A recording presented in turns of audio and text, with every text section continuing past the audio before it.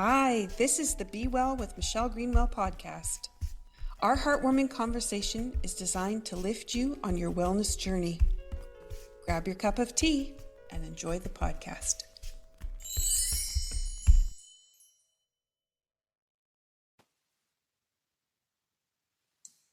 Well, welcome to Facing Dementia. This is our 4th episode, and this one is all about creativity for brain function. And we are taking these conversations about what happens when you have a precursor diagnosis to dementia. What is the proactive approach that you can take? I'm Dr. Michelle Greenwell, and I'm here again with Laurin Wittig, who has been just exceptional in this series of bringing forward her transformation experience, but also her background as a mentor, author, podcaster, and then the explorer of healing possibilities. So welcome, Laurin. Thanks for coming back. Oh, thanks so much. This is a joy always to be with you. In the past 3 episodes, we have traveled through Laurin's diagnosis, through her shamanic lineage. We've done profound reconnection with nature. And then the first episode was all about the diagnosis and what that meant and the information regarding with that.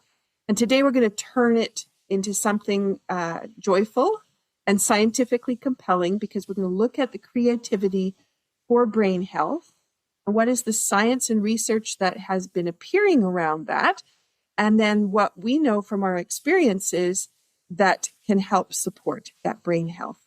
And Laurin's going to shine a light on a few of the things that she's been digging into. As we always do, though, we need to start with a cup of tea so that you can have a healing session while you listen to this podcast. And so, Laurin, I'm going to ask, what is in your cup today? I have a citrus green tea that's got green tea and marigold petals and orange oil in it. And it just felt like the right thing to have today. Mm-hmm. Cleansing and homey, and it's like a hug. Good. Yeah. Yeah. Beautiful. All right. And today I'm going to shine a light on the Take the Shore Road tea from the Cape Breton Tea Company. And this one is a highlight because when you create it, I should have put it in a clear glass. When you create it, it's like turquoise blue. It's like the color of the ocean when the sun hits it. And I love it because that blue turquoisey color just fills you up, and it's lovely to put your hands around. I'm going to feature today the blue pea flower, the hawthorn, and the green tea. So same as you have that green tea. And this is a real huge blend for supporting brain power. So that was the other thing I wanted to highlight.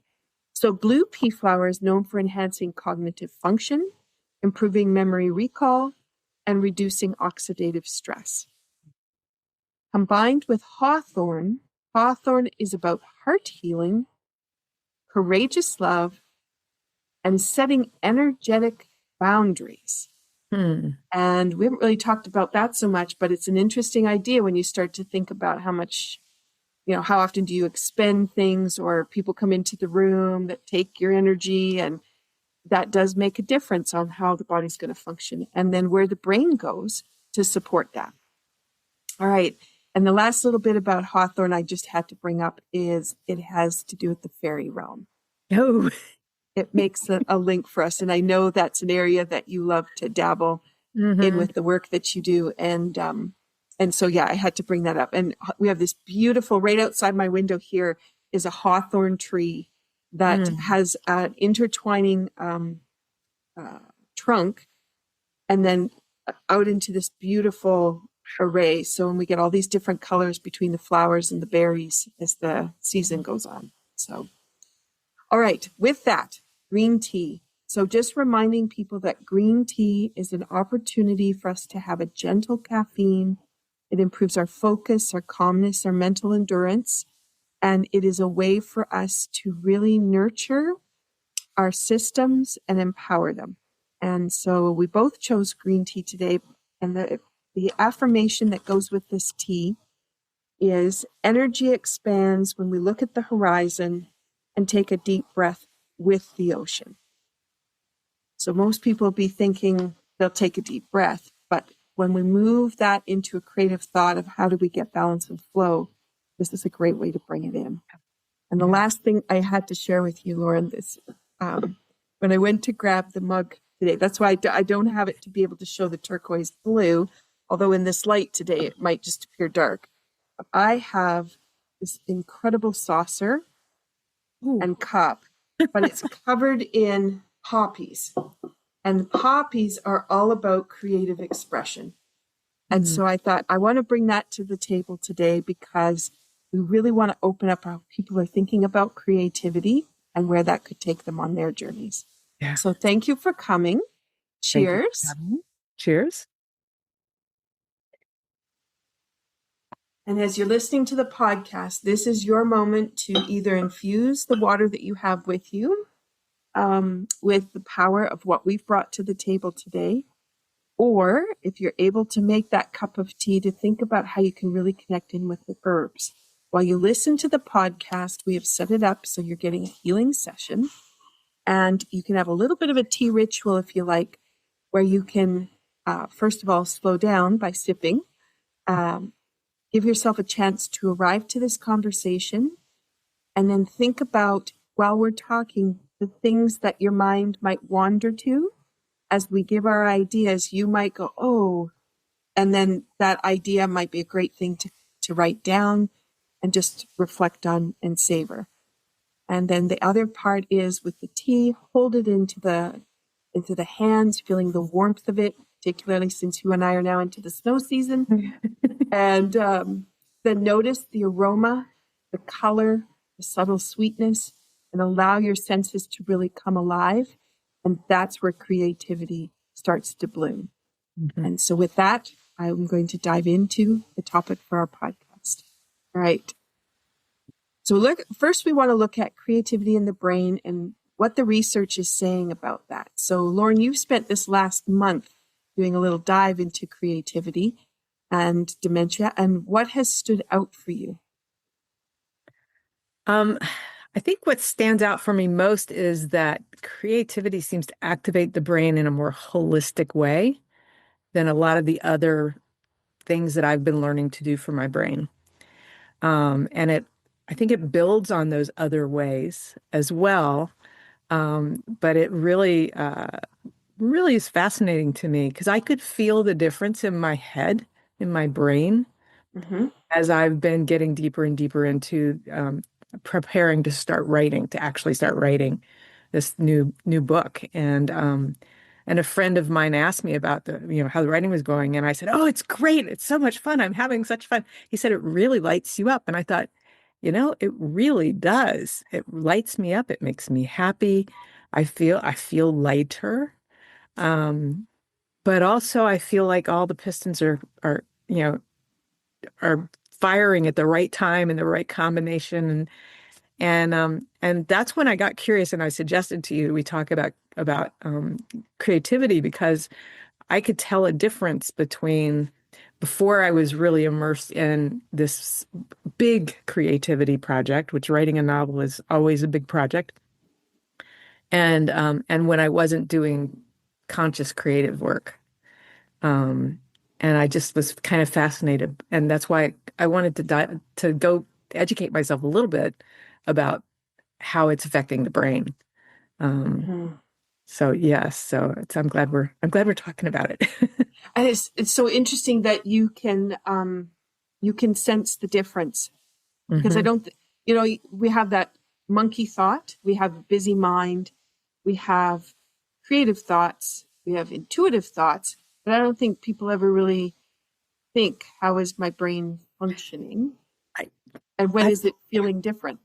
I find that I am somewhat unique in that I am so inwardly focused and have been my whole life, that I am probably more aware of the internal workings of my body and how that feels than most people are.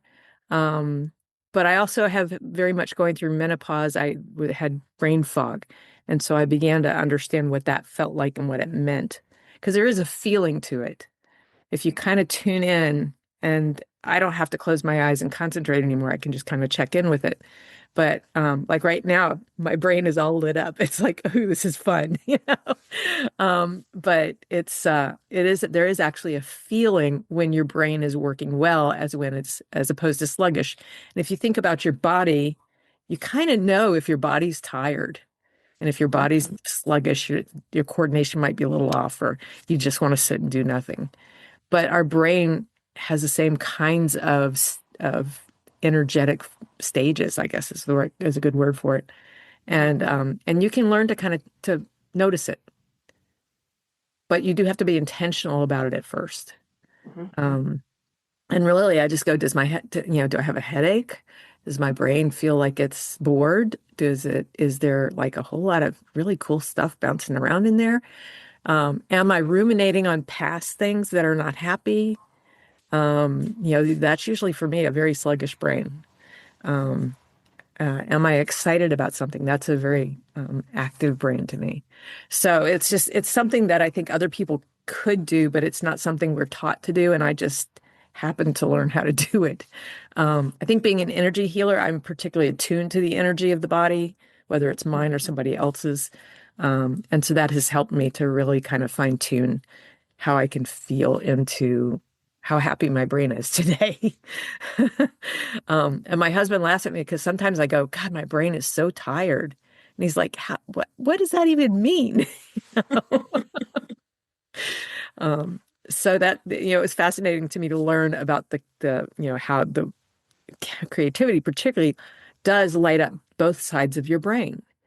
And that's something that I did not sort of consciously know, but just a little bit of science. I'm not going to go deep because I don't remember the details always. But between the left and the right brain, you have what's called the corpus callosum.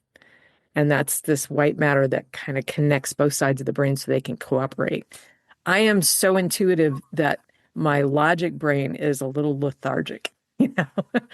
But when I'm doing creative work, today even I was looking for some research on a setting that I want to use for this book, and so I had Google, and I had Googled all these things, and I was looking at maps and stuff, but the creative side or the intuitive side of my head was going, "Ooh, that would make a good place right there. It's very isolated. You can make up your own story." It's like, so both sides were working at the same time. I'm looking at what in this world is real, and how can I use that in this story in a creative way. And so I had a sort of a great example of both sides working together to come up with a creative idea for where I can actually set this story. Um, and I find that with even if I'm doing character work, I have a list of things that I need. They need to have a conflict. They need to have a past. And I start thinking about what mine was, and then that triggers some other ideas over here. So I'm tapping into actual memories, but now bringing them forth in this new sort of way of looking at it and how I can use that for a character. So that dual brain firing, that cooperative brain. And if you can't see me in the video, if you're just listening, but I'm literally crossing my hands across each other. That cross communication is really powerful for the brain and the brain's health and its ability to build new pathways between ideas and neurons. And so that was particularly reinforcing to me the power of creativity in terms of brain health and resilience. Mm-hmm. And so you can see how people who do crafts, Mm-hmm. knitting and the crocheting, where that you have to have that integration happening in order Yes. for the craft to even work. Yes. That becomes an exercise in really keeping the hemispheres working together. Yeah. Yeah. And the other place I find that in my life is I think I've mentioned this in probably every conversation we've done, but the line dancing class that I take, Mm-hmm. because you're moving in all directions during a single dance, and your feet are doing different things, and sometimes they're crossing over each other, and they're turning around. You're doing all of these things that require that whole brain to understand what you want to do and get your feet to do it at the same time. Yeah. with the music, you know, Hmm. and not bumping into the person standing next to you, you know. So there's a lot of that, I think, in crafts and any sort of whole body movements. Um, uh, and you know, even in reading, we read left to right, and that's going to trigger different parts of your brain, Hmm. so different. Yeah, it's just I always love it when I intuitively kind of think this is probably true, and then I find out from science or from studies that yeah, what I was intuiting is true. It is creativity takes both sides of the brain to work Hmm. to I mean that's what creativity really is spawned by. Hmm. Hmm. And I'm thinking about, for some people, reading left to right actually shuts them down, Hmm. and there isn't a connection across. And that's when people who crawl into bed to read and they last like a half a page, and immediately the whole body is shut down. So there isn't an integrated process happening. So there is that also happening, just to be aware of, because as Yeah, you yeah. described, That's the my brain husband. being tired. Yeah, Yeah. yeah, yeah. And I think I just had this sort of aha moment when you said that. For me, when I read, I create a movie in my brain. Hmm. So I'm using my logic brain to interpret the words, but I'm using my intuitive brain to create a movie for myself. Hmm. And I've heard a lot of people, you know, do that, especially with fiction. And so you just explained the difference between me and my husband in terms of reading. You know? So yes, so I think it is individual and as all of these things are. Hmm. But that it is a possible thing of reading left to right. Or right Hmm. to left, depending on the language you're reading. Yeah. And so one of the things then is, as you were researching that neuroplasticity of the brain, it Mhm. isn't static. It doesn't just stay there. The things that we do does impact it. Yeah. Yeah, and that's really important for the resilience because we can create a connection, but if we don't keep using the connection, it will kind of dissolve and fall away. And so that's where to some degree repetition comes in. Like if you're learning a language and you repeat the dialogue or whatever, it helps to build the connection between being able to say it and knowing what words to say. Um, so I think it is interesting that we can do these things that are just part of our day, but they're Hmm. actually reinforcing connections in the brain. And Hmm. that's probably why we have muscle memory, is my guess. Because if we do something, and again, this is comes back to dancing to me, if I do the same dance over and over again, I get to where I don't have to think about it very much. My body just knows what to do, but Hmm. it's firing in the brain.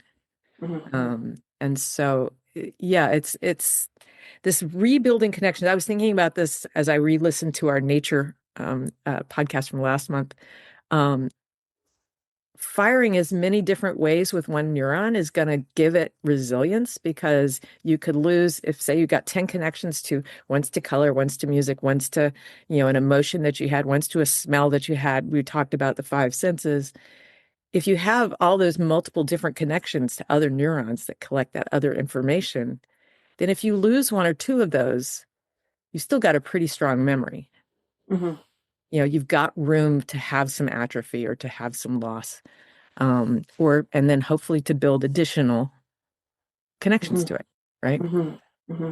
So it's all of these things and it's really becoming very clear to me. All of the um, the ways that I've changed my lifestyle to help my brain be healthier, help my body be healthier, um, come down to how many neurons can I fire and how many new connections can I make. Hmm. And creativity really comes in with those new connections because a lot of creativity is how do I take this weird thing, this one thing that's in my life and think of a new way to use it. I'm constantly rearranging my kitchen because it's like this could be organized better. You know? So it's using your brain is important and doing it from a a playful, joyful place, which creativity often is, Hmm. um, just makes it more fun. You know, Yeah. I'm exercising my brain by crocheting tonight. Yay! You know, it's Yeah. Yeah. yeah. So all of these things, but creativity was the one that seemed to really join the two sides of the brain for me, for my understanding of it. Uh, Hmm. Hmm. yeah. I hope that And then answered it. you did say, when you brought in the idea of dance and building those patterns of movement.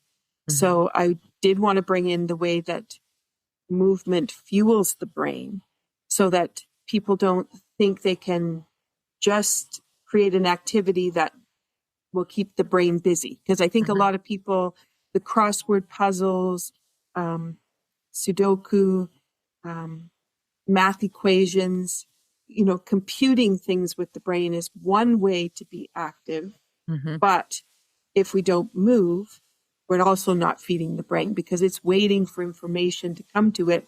But if we don't feed it anything, it's only got what's rolling around in there at that moment. Yeah, you're only reinforcing those one particular kinds of connections. Hmm. I do those too, but not exclusively.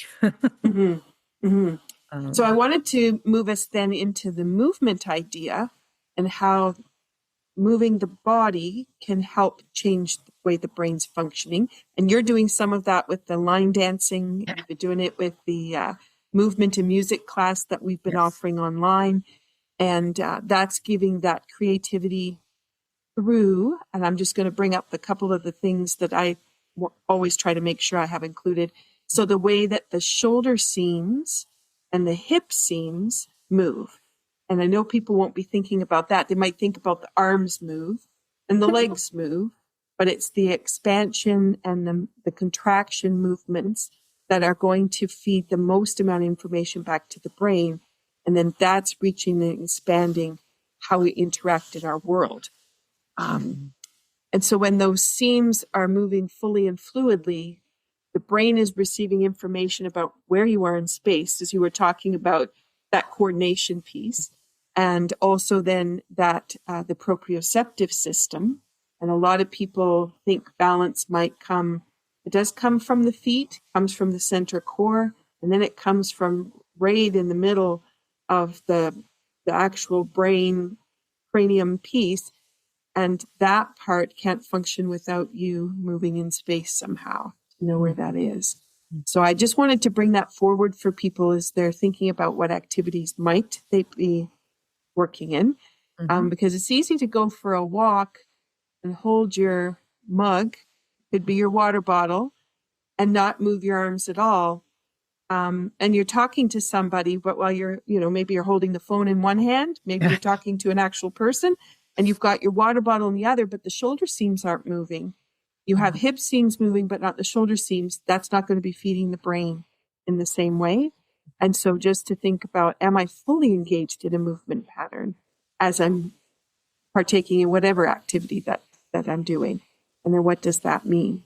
Mm. Um, so I just wanted to bring that forward. Do you want to talk a little bit maybe about how you feel after you've done some of these activities? Yeah, I was a person who really did not between the end of high school and uh 2025. That's a while. It's a big, long while. I really wasn't terribly interested in activity other than I liked walking and I liked hiking, but my knees would often be a problem when I was hiking. So we didn't do a lot of challenging hikes, I would say. Um, and a lot of my walking was walking the dogs, which is really mostly about standing around while they sniff or poop, you know. It's like, but when I got the genetic test back and it verified what I kind of already knew, but was like, maybe it's not true. Um, I really did dive into the first thing was I got to get my body moving. And because I was really I could tell that my body needed to move. I just wasn't motivated at all. I didn't grow up, around an athletic family or anything like that. Um, But since then I had already started doing the line dancing, but I hadn't really like fully committed to it. Now I'm fully committed. And then I added Zumba, which to me was a really big challenge because cardio has always been my bugaboo. It's like I don't want to sweat, I don't want to have to huff and puff, blah blah blah. But Zumba was is dance based, and I like to dance. So I kept saying, I'm just going to go dance. And if I sweat some, that's great. Yeah. But it's turned out to be really something I look forward to because my body and therefore my brain and my mood all feel better. They feel more energized when I get done with that. Even if I'm physically like that was a challenge, it's still, I find that I can make it through the day without just having to collapse on the couch at 3 o'clock in the afternoon and have caffeine. And so for me, I know that that's been I look forward to it now. And in fact, we have very little snow on the ground, but the schools were closed. And so, like my Zumba class was canceled for the day and stuff. It's like, and I really kind of miss it, though I took advantage of that time by writing more today. So I kind of came at it from a different direction. But so that's been really interesting. And I just because I have never liked exercising and now I'm looking forward to it. The other piece of both of line dancing, Zumba, and then I've also started going back to play pickleball, though not consistently yet. They're all social, and that lights up another part of your brain. And I'm trying to remember names. So I've got that stored on one side of my brain, but I'm remembering that they're really good at dancing or they really like that song or something on the other side of my brain.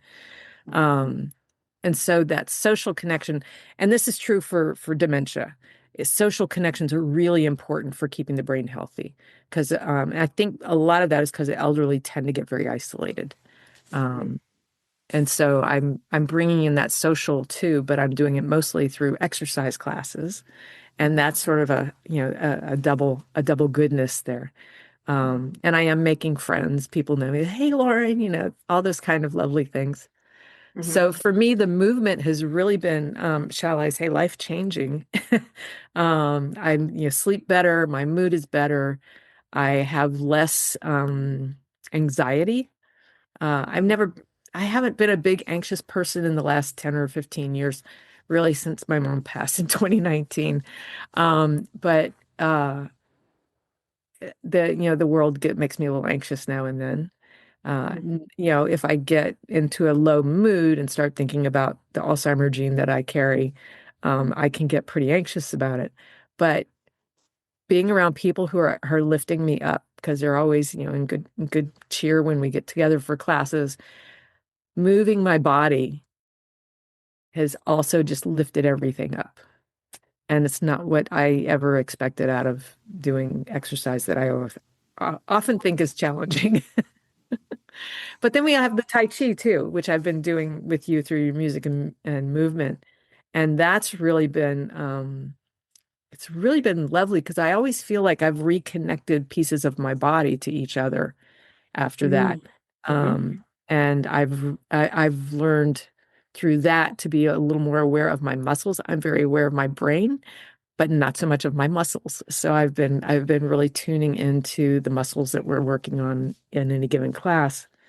And that's been an eye-opening experience too. And so all of that adds more brain connections, more neurons firing, and less stress and better sleep. And all of those are good if you have, dementia or Alzheimer's looming over you or, hanging out behind you somewhere. So for me, the movement has actually been a really important and really profound part of the whole, you know, cocktail of changes I've made. Um, and it does seem to spur on my creativity. I've noticed just in the last week or two, I'm really much more excited to get down to the creative work that I'm doing, whether it's crochet or it's the book. Those are the two big ones that I'm involved in at the moment. And my attention is more focused, and my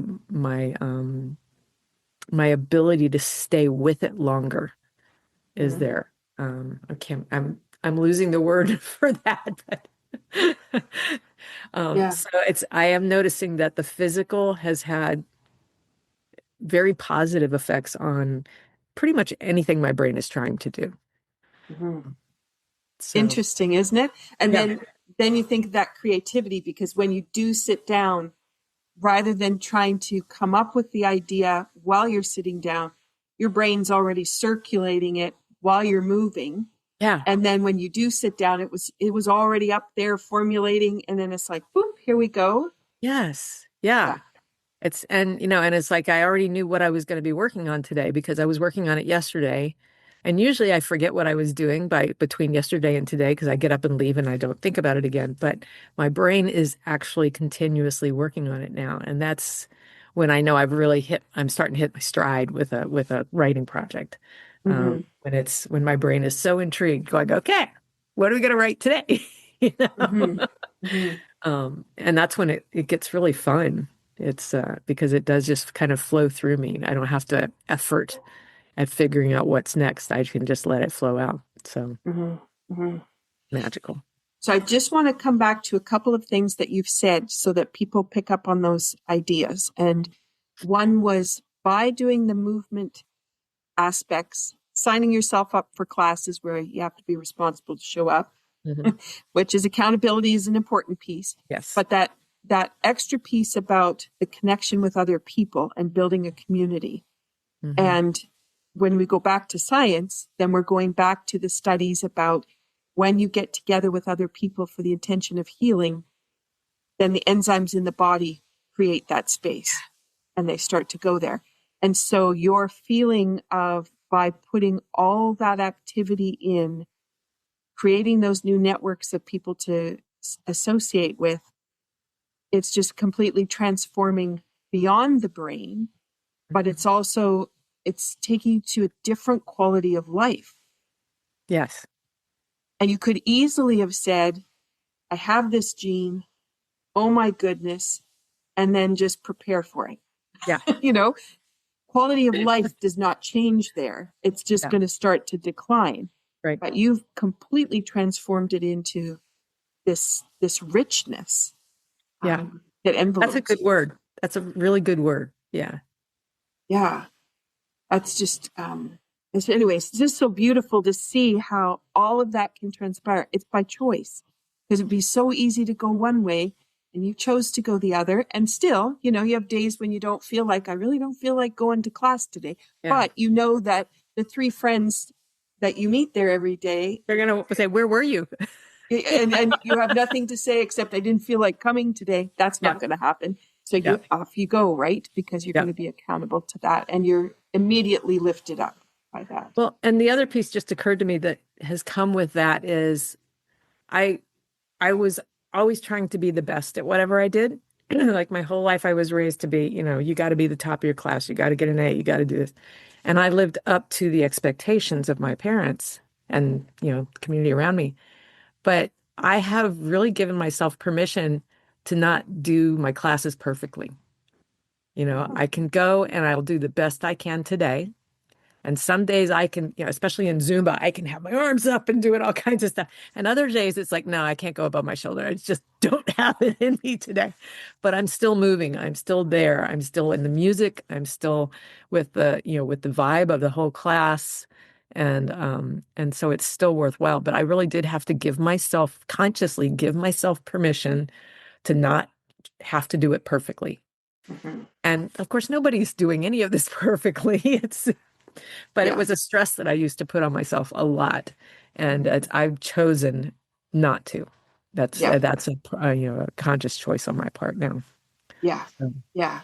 And it's interesting because with Tai Chi, if somebody has an injury or they're trying to recover from something, then you want to do it at 40% effort. mhm.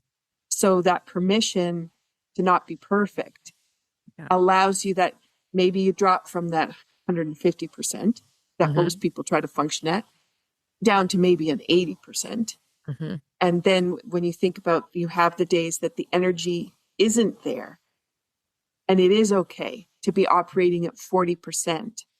And what's in Tai Chi, when we drop down to 40%, everyone says the same thing when they get themselves down to very small movements, very light.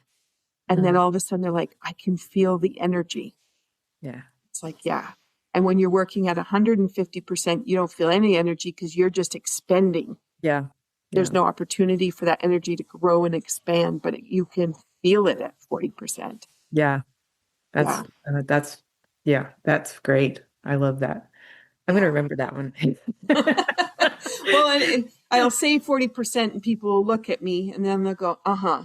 And I can see just by the look on their face, okay, you're not going to be doing that. So I often will have to, and I can do it by seated, because then you can take the movement down even more Mhm. than when you're standing. But um, watching people's faces as we just go smaller and smaller and smaller and smaller. And then it's like, is that what 40% would feel like?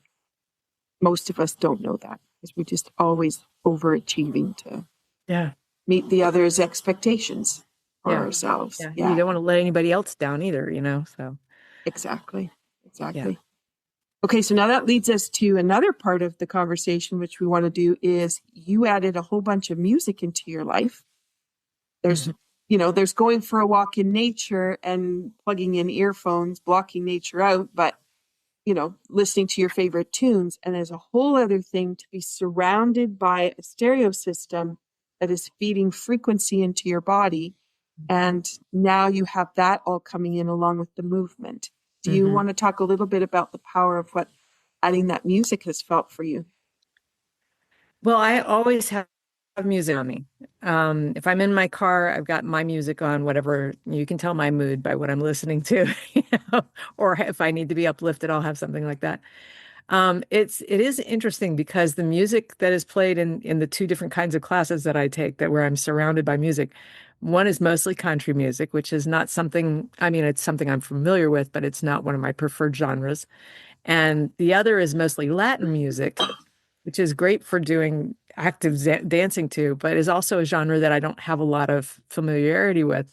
And so it's actually really interesting because they are bringing in frequencies that I'm not usually exposed to. And I hadn't really thought about that until just now. Thank you, Michelle. You're welcome. But I'm very aware of the beat of the music. And both of those genres have pretty strong beats so that you can dance to them, right? I actually used to be a disco dancer back in the 70s. Um, so for me, I don't notice the music as much as the beat, and the beat is what really lights me up. And I especially like it when you can almost feel it in your body, the beat's, strong enough to do that. Um, but it also is part of the automatic movements, I think. Well, okay. I took tap and ballet for 5 years when I was in elementary school. Hated every minute of it. I've been a square dancer for years in high school. I've done all of this dancing, and then in my adult life, there hasn't been a lot of room for dancing. So it's coming back to me. And I was a very poor musician in the band in college. So I have a lot of music background. And I was raised with a father who loved classical music, so I got exposed to that live and recorded a lot. Music always influences me.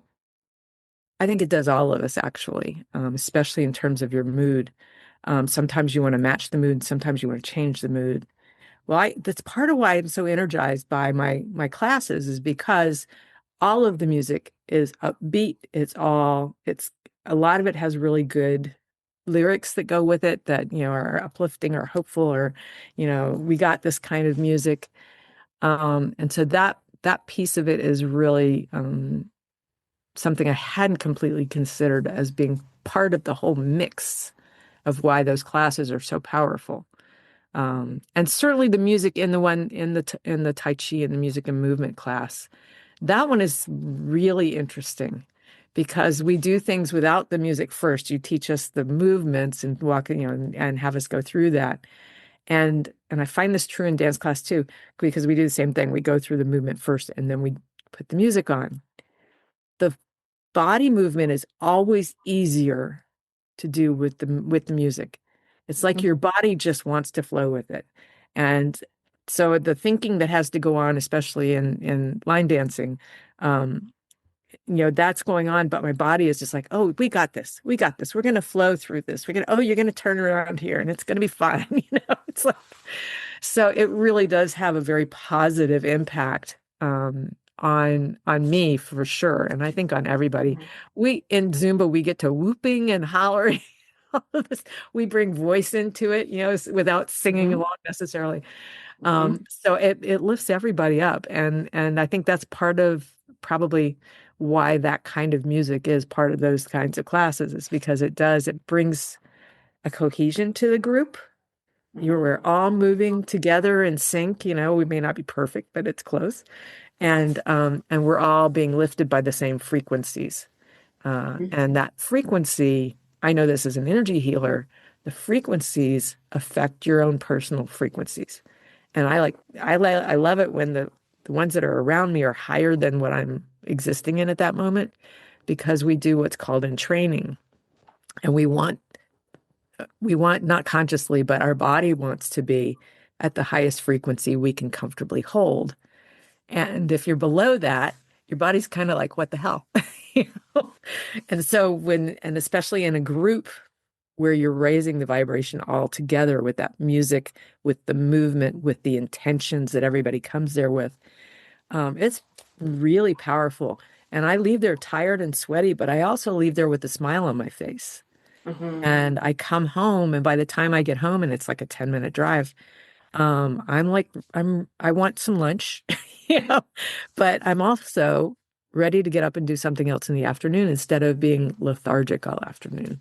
Mm-hmm. So there's that. I also just want to add that when I was learning to write novels, and really I had kids still, and my mom was around, and all this stuff going on. So getting into that focus space that I have to be in for really deep creativity, I use binaural beats. And I often met a friend at a grocery store cafe, of all places. We would meet for an hour in the morning and write together, because it's that combined frequency, right?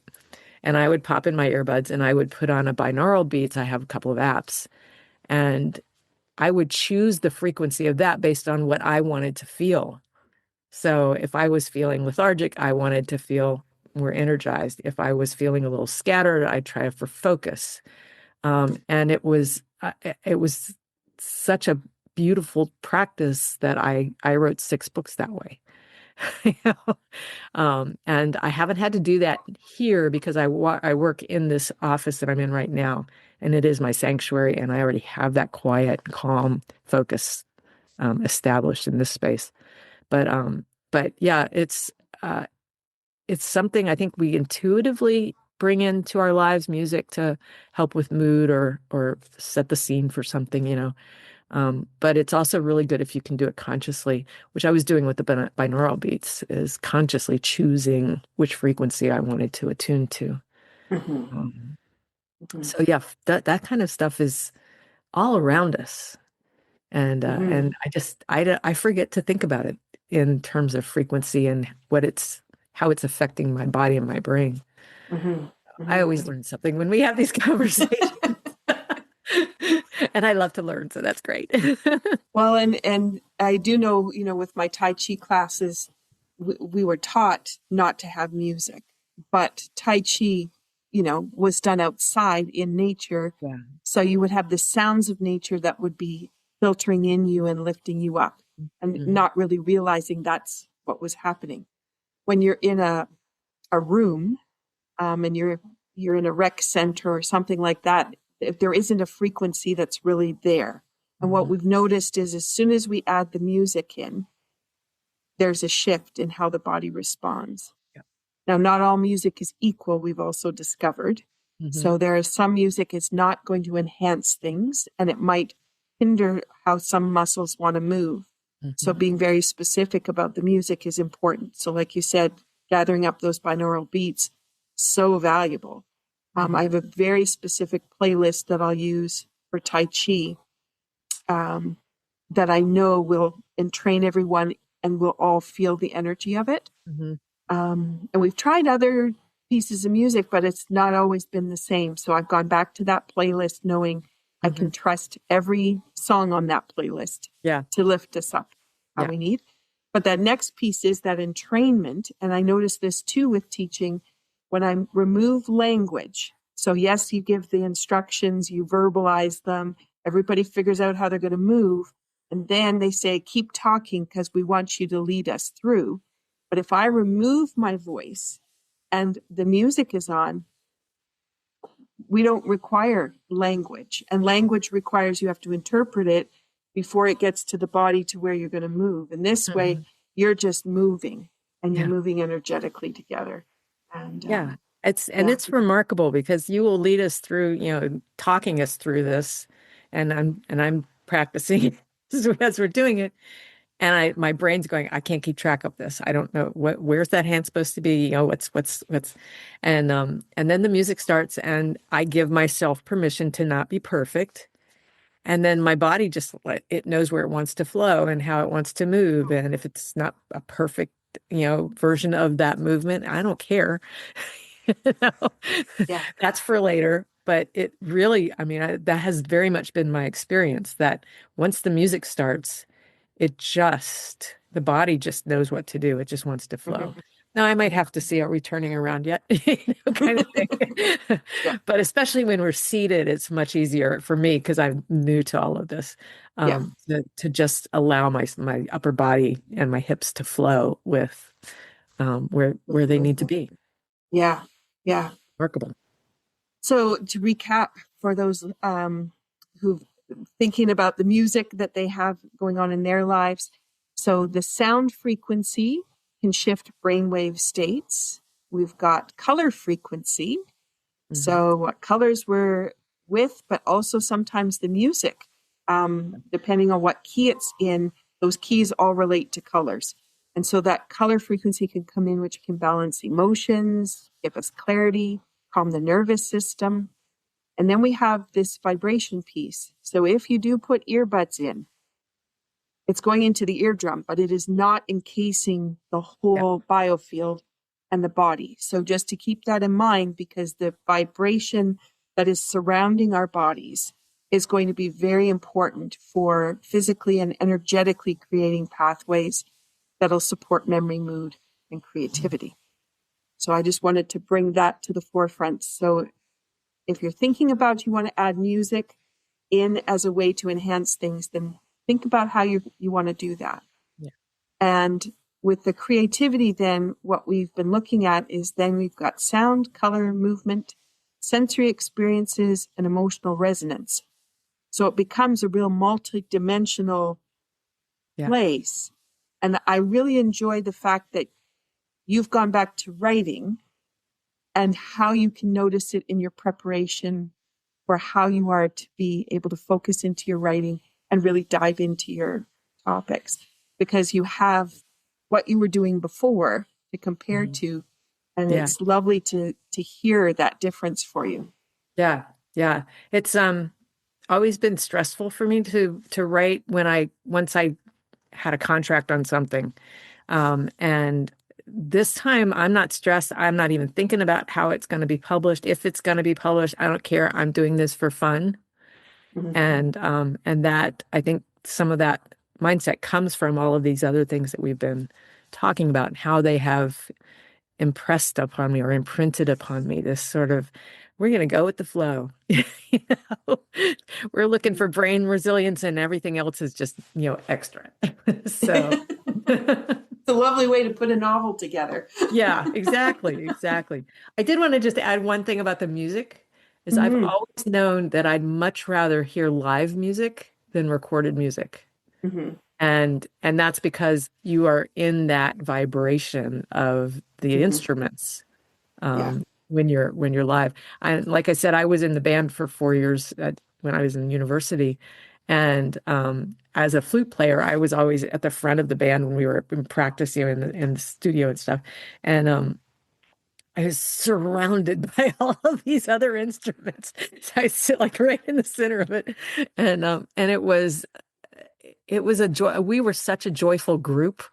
I mean, we were always having fun and we loved the music, but it was also just we all got to be friends. It was a cohesion through Mhm, that music that we created together, but you also got that wonderful vibration of of the mhm, being with the live instruments. mhm, So mhm, it's a joy that I forget about, that live music is really amazing mhm. and different. I mean, it's recording music is great, but live music is different.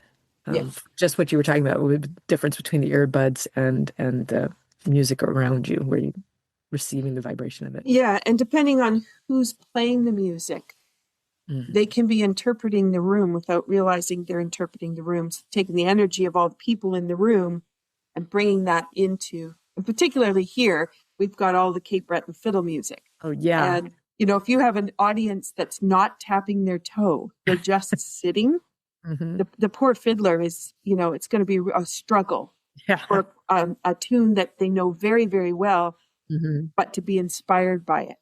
Yeah. But the more everybody starts to tap their toe, which is a compliment to the fiddler, their bodies start rocking, those Mhm. bodies start healing, and that fiddler is responding to that. And they start, their feet, their whole foot pattern is going, and pretty soon you have this big explosion. Yeah. And that's the power of the healing power of Celtic music, Yes. is that whole physical involvement that everybody becomes a part of. Um, Yeah.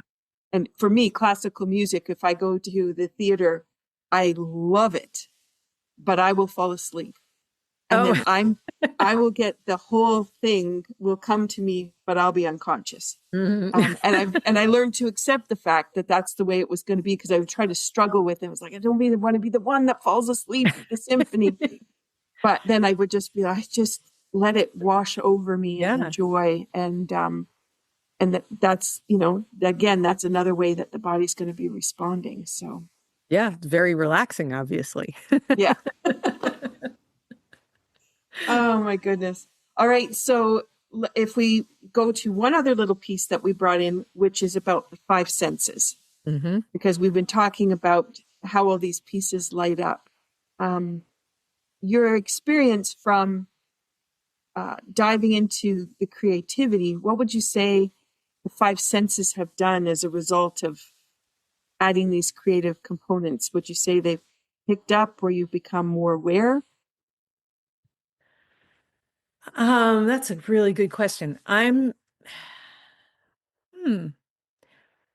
I know that when I'm like I've been looking for a good place to set this story. And to me, that's very much five senses. And I have been led once again to the Highlands of Scotland. And I think it's because I love that place, but I have been there. I know what it feels like to be there. I know what it smells like. I know how the earth feels under my feet. I know what the skies look like, what the birds sound like. I've got all of those sense memories of a trip that I literally took probably 20 years ago now. Um, but it's still alive for me. I think in part because I wrote six books and two novellas where I immersed myself in the culture and the place.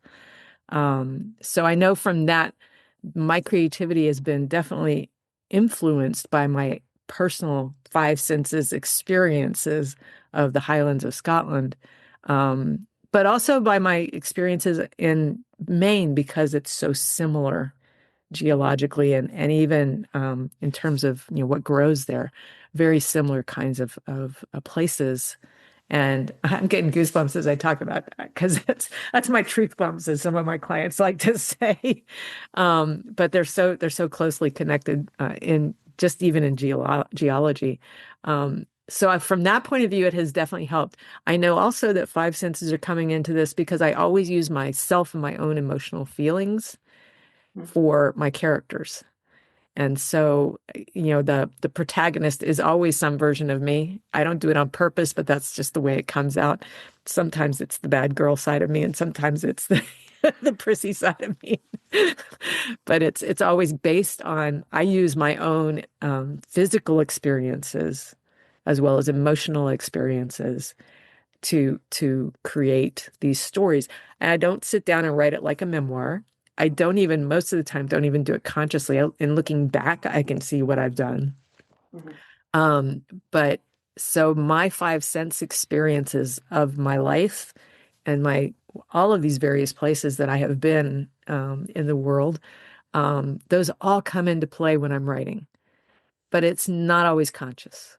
So I had to stop and think about it, you know. But when I do step back and look at it, I think all writers do that. I think artists probably do that, you know, and you know how they create a painting and what the colors, how that impacted their senses, you know, that kind of thing. Mhm. Um, and I think people, you know, you decorate your home from your own five senses. What makes you feel good in your home? Mhm. And the one that I noticed that I don't think I do, but I have noticed because we just went out and bought some new furniture last weekend. We don't have it yet, but we picked out a new couch, and part of why I picked it out is because I liked the way it felt. Mhm. Yeah, not the sitting on it, but the way the material felt on it. Yeah. And that's how I shop for clothes too. I do color first, and then how does it feel? You know? So, so I think anybody doing anything creative, even if it's crochet or it's, you know, you're doing Tai Chi, you're going to bring your own sense experience into that moment. You might not like the music, for example, and it's harder to move with that. But if it's something you really love, you're going to move very easily with it. So I think it's really sort of threaded into everything you do creatively, your five senses, what your experiences are. And I mean, I want to go back to Scotland now and refresh mine, but also go to places I hadn't been before that I might be able to pull into my stories. And you can bet that I will be taking pictures of the colors, how things are arranged, the geometry of the place. I will consciously be smelling it and making notes in my journal about, you know, whatever I was smelling. It's the sheep or it's the cows or the heather or whatever it might be.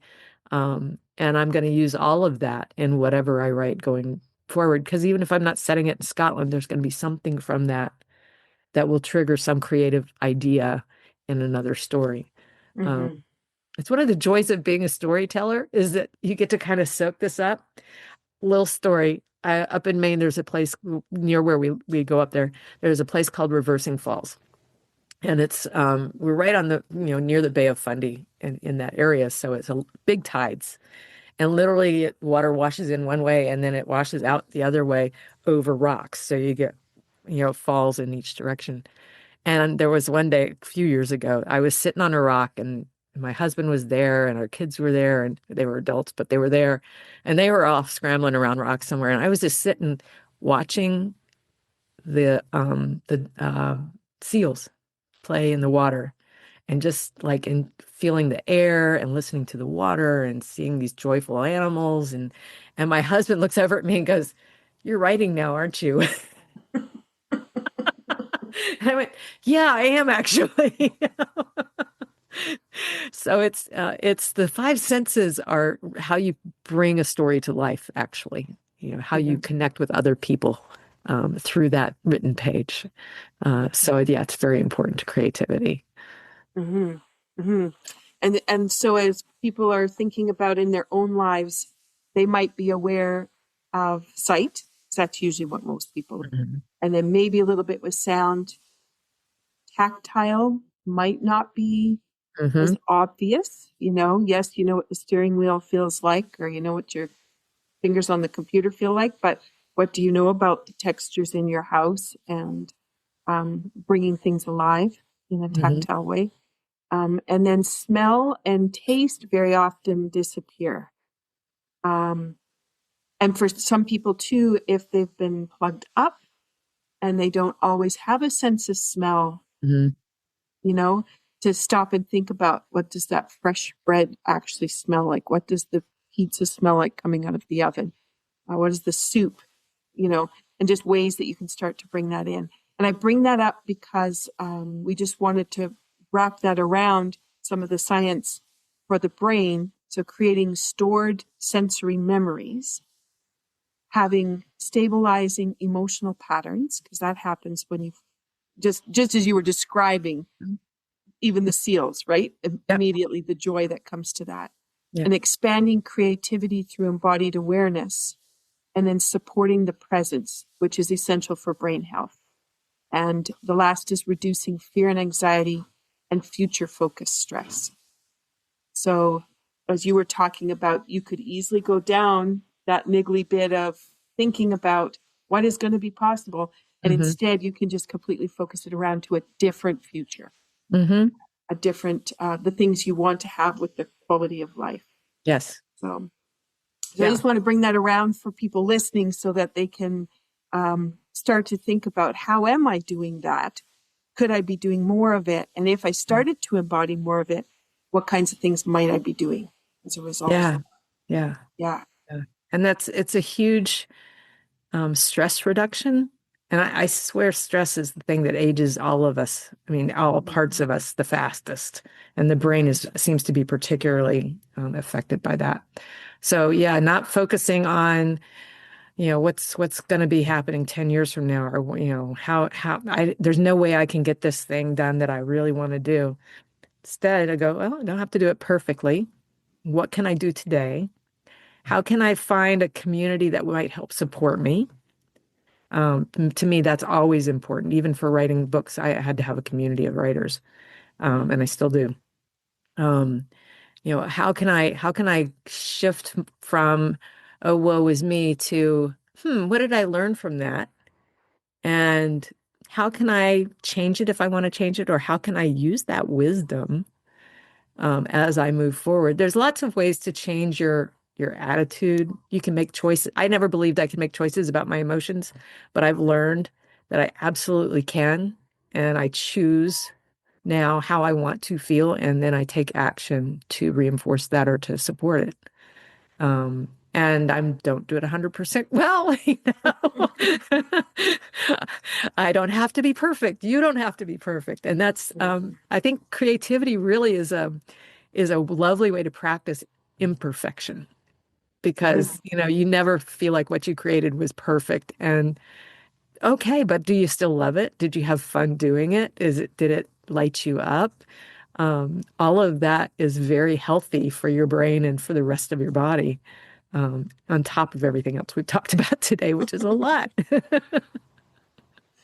It is an interesting way to go through creativity, and for people to realize how different parts of their day are involved in different creative outlets, Yeah. and creative opportunities. And maybe those opportunities have been sitting there and they've never actually taken them. Mm-hmm. They've thought about, oh, I could do that, or it would be lovely if, and Yeah. then carried on with the same habit patterns. Yeah. But like you, there was a reason for you to say, I've got to take action and I've got to make a difference. Mm-hmm. And I think for anybody who wants to be on a wellness journey, we sometimes do need that check-in Yeah. that makes Yeah. us go. That wake up call. The wake-up Yeah. call is there. And then that next piece is, I do have power. I Yes. do have capability, and it is my choice. And if I've chosen to not take action, then that was my choice. Yeah. And then, my life will be where it is. Right. But if you have taken it and the quality of life can change, my goodness, how much fun. Yeah. So, Yeah. I mean, I got a lot of living I want to do still. yeah, A lot of books I want to write, a lot of crocheting I want to do, a lot of, hanging out with friends and seeing, with my family too, my kids. I mhm, want to be around and be all there. exactly. Exactly. So, Yeah. yeah. Yeah. So can I just add one more thing before we finish? Yeah. I just want to say that, creativity is not sequestered in the arts as we think of them. Creativity can be, how you decorate your house, or if you are a cook and you like to, wing it, or put your own flair on something. That's creative. That's creative. If you rearrange your closets or your cupboards in your kitchen, that's creative. You're Mhm. problem solving. And how can I get these things to fit better, kind of thing. All of that is creativity. We as human beings are constantly creating. Some of us get lucky enough to create people, you know? Mhm. We're always creating. And so don't get your fixed that you got to be a writer or an artist or a musician or, whatever. Whatever lights you up and makes you feel like you have done something with your brain that's not in a rut. I want to say that's creativity. So, Hmm. Hmm. Yeah, I think, yeah, because there's artistry and there's mhm, creativity. mhm. Sometimes they're interspersed. Yeah, You're right. yeah. Yeah. Now, we wanted to leave the audience with two activities that they could do, which would be empowering for brains. Um, so, neurolymphatic rub is one of them. This one is great to remove congestion in the lymph, so the fluid in the body that carries the toxins out. And so being able to oxygenate it to improve your circulation, you'll have clarity, emotional resiliency. And just doing this little activity changes the way you breathe and changes how that goes back to the brain and really enhances the brain. So I'm going to invite people. If you're driving in the car, you could use one hand. But otherwise, it's usually two hands because you can do both at the same time. So we're just going to go on the front of the body to rub points. They're called neurolymphatic points, and they clear the fluid and the way the fluid runs, but it also emphasizes how everything should function better. You can also rub down the back on either side of the spine with firm pressure. But since most of us are going to do this rub for ourselves and not have someone to do our backs for us, Mhm. then we could do the front side and not do the back side. But if you have somebody that could do a nice little rub down the back, I'm taking my fingers, for those listening, I'm taking my fingers kind of like a peace sign, and then just bending my fingers so I could do a firm pressure into both points on either side of the spine and just work from the top to the bottom, taking your time to really massage into each point as you go along. But on the front of the body, what we can do is we can rub between the ribs on the front. So if you just dig firmly into that, going into the sternum, that can be great. I hope I'm not too close to the microphone. And then we can go up and down on the sternum. That is great for breathing, especially if you need to get a deeper breath in, or you notice that your bronchial respiratory system isn't at its highest. This is a great little one to have. Then you can go along the collarbone. So if you think of the width of your head or your face, and if you go to the outside edge of that, right at the collarbone and rub there, it's a point for lungs. Mhm. So this is a great point. And then you can go along the shoulder seams. So we talked about shoulder seams helping the brain. So we can rub down in those seams. Mhm. And you can do firm pressure for about 10 seconds, 20 seconds. So you don't have to be there too long. I'm going a little quicker. And then you've got along the arm, so you've got where the bicep runs. If you go to the top part of that, leading up towards the shoulder, just start rubbing along there. And for a lot of people, they'll notice that could be tender. And Mhm. this is a great point to help strengthen the eyes. Hmm. So if we go to the other side, you can rub on that. And then we can go to along the ribs. So you've got where the guide wire on a bra would be. You could rub along the ribs there. So just coming into the ribs. And again, you'll start applying pressure, and then all of a sudden it's like, oh, it feels like a pinprick or bruising. And then you know, oh, a little bit more love is needed there. You can go underneath the ribs and just follow along from where the sternum comes down in the front of the chest, and then where the ribs separate, you start from there, and then you're just going to rub underneath the ribs all the way along till you get to the side. Hmm. That one's a great one for before you go up the stairs. That helps with the quads. Then you have a little monkey point on the side. You can rub just wherever your arms come, your fingertips can come together on either side, just rubbing there. And then we have like 3 buttons. So you have your belly button, and if you go 2 fingers width outside from the belly button and 2 finger widths up, you can start there, and that'd be the first set of buttons. So on either side. And then you can go on either side of the belly button. And then if you go 2 fingers below the belly button, but still 2 fingers out, you can get that third button. And then the next part would be on the side of the legs. So you can rub The side of the legs moving just like knuckles, just moving up the leg from the knee, up the side, all the way to the hip. And you can do the same on the inside, traveling from the inside of the knee up towards the hip. And you can go a little bit above what would be the seam on your pants, and then you can go a little bit below. So you can do a couple passes so that you can get fully along both sides. And for some people, those points can be very tender, which means give them more love. So you don't have to rub for a long period, but you can keep coming back to them.